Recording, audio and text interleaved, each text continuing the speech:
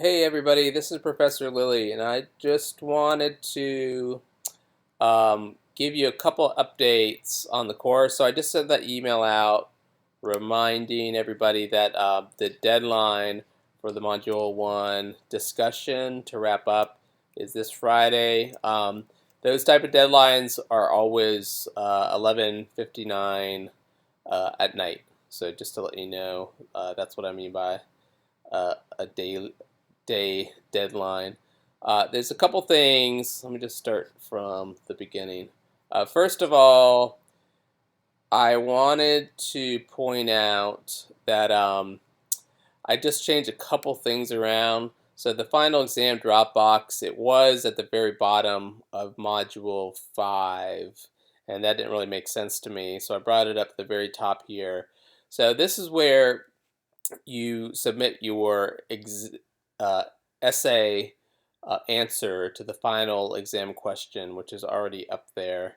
And I also wanted to note that I made a couple, and I mentioned this in the email, that in the final exam project, and you can click out the details here, that I added a second option. So the main option, or the first option, is still to answer that final exam answer that you've already been given the prompt, and the module essays, the essays that you're writing at the end of each module are meant to kind of be there for you to kind of use as a resource when you're answering that question.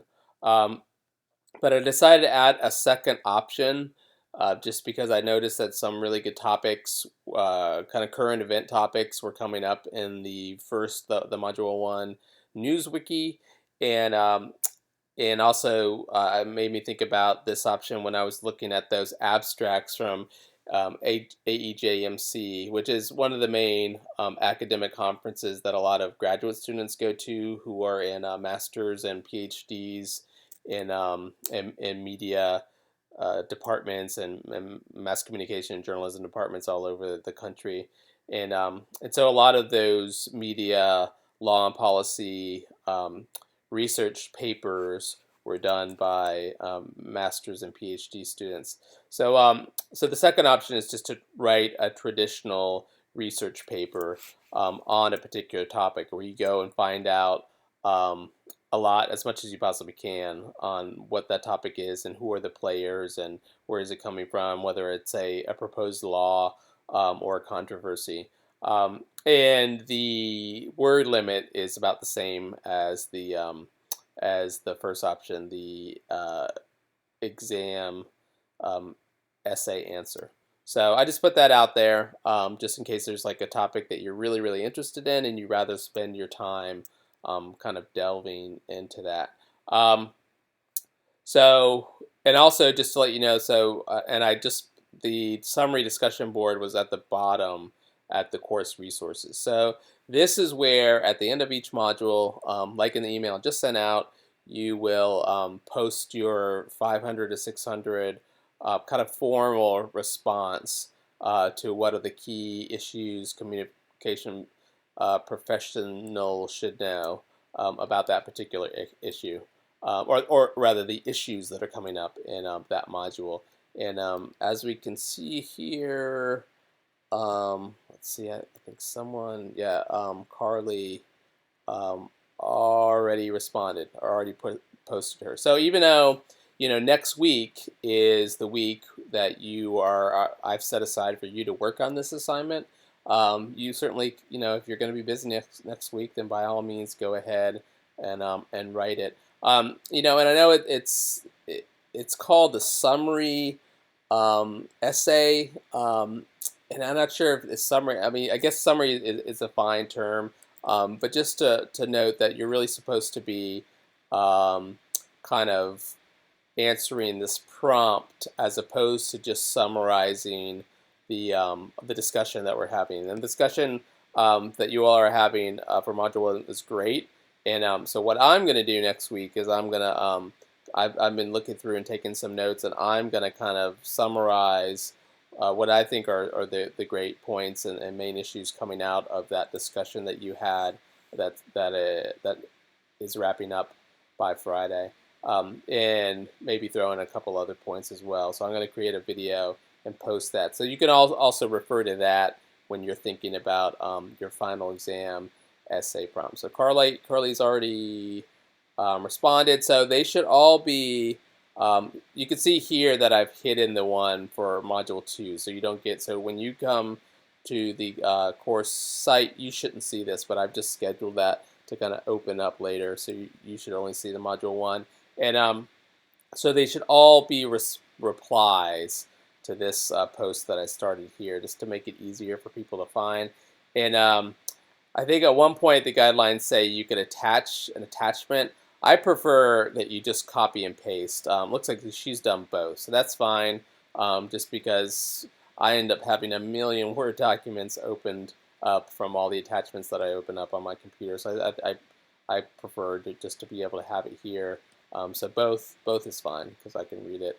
Oh, and also I mentioned in the email. So the way the grading is set up in the gradebook is, I do believe the term it says is module summary essay, and there's one for each module. So in the gradebook, there's 5 spots for summary essays for each module, and I just wanted to let you know that this I will be evaluating this essay that you turn in, but I'm also going to be going through and looking at your participation. So maybe if you only replied once as opposed to twice in 1 or 2 of the threads in that discussion for the module, then maybe you would be get a reduced grade for that. So I'm also just going back and including that, and have created a rubric, just a real simple rubric, and it's not super penalizing for lots of things,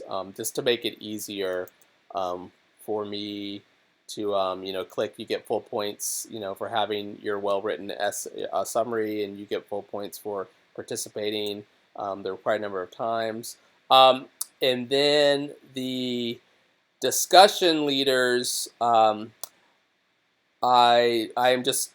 evaluating their original discussion leading thread or post, and they're kind of they're not expected to do a lot of moderation, but kind of chiming in once or twice in their thread is great. And then instead, they've already kind of written a summary in a way in their initial thread, the discussion leaders. So instead, they should come through and create a voice thread.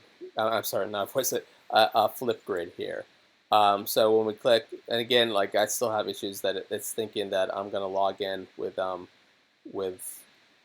my wife's Hotmail. So whenever I do it, I have to use a different browser. I don't think this is going to work. Oh, it did work. Okay, so and Carly has already come in here and made a response. So this module discussion leaders only needs to be for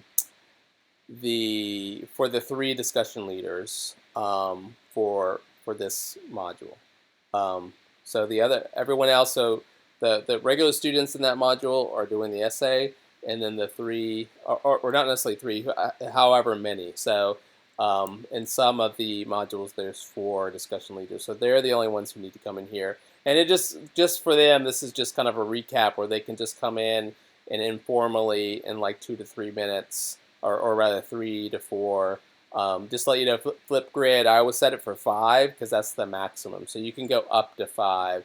But just to kind of summarize how they feel about that discussion and some of the highlights for them. So it just kind of offers them a chance to do a recap without having to do more writing, because I'm a little bit worried about kind of exhaustion for writing and reading in this course. Granted, that's what graduate seminars are. There are a lot of writing and readings. So with that in mind, I sent out a couple reminders that we still need a couple of you to sign up for, let's see, Module 2 could use one more leader, and I think, and actually I'll go in and maybe take out the fourth one because I think 3 is fine. And then I think, yeah, Module 5, we could probably go with just 2. It'd be kind of maybe a little unfair to ask Jennifer to do all the leading in that one. I've made that one a little bit shorter, but and part of the reason is because, you know, for Module 2, there's a lot of readings, and so I want to make sure that, let's say there ends up being 3 discussion leaders, I'm going to go in and make sure that there's 3 that are set as optional. That means if it's set as optional, that means if you're not a discussion leader, you don't have to read it. If you want to, that's great. And then each one of these discussion leaders can take one of those optional readings. And what I do at the beginning of each module is I send out a group email. Now, if you all want to initiate this before I do it, that's fine. But I send out an email to whoever are the discussion leaders just to make sure they don't have any questions to ask me directly. And also, it kind of creates an email thread so they can decide who's going to read which one of the optional readings. And I think that's all I wanted to say for today. So yeah, so for next week, and then with that in mind, next week does the main activity is to write that Module 1 wrap-up essay. But, you know, for those of you who are thinking ahead, by all means, you can get into the copyright reading in Module 2. Again, I'm trying to be really cognizant of the fact that you all have very different schedules, and most of you are working full-time, and I know that's hard because there's a lot of reading, and so yeah, so you can by all means go ahead and start some of the Module 2 reading while you are doing your main activity for next week, which is to write that Module 1 wrap-up essay. All right, if you have any other questions, then you can ask them in the water cooler or send me an email directly. Yeah, I'm looking forward to moving into Module 2, and I really love the great conversations from Module 1, and I'll be talking about that in my video next week. So take care, everyone. Have a great rest of the week and weekend coming up.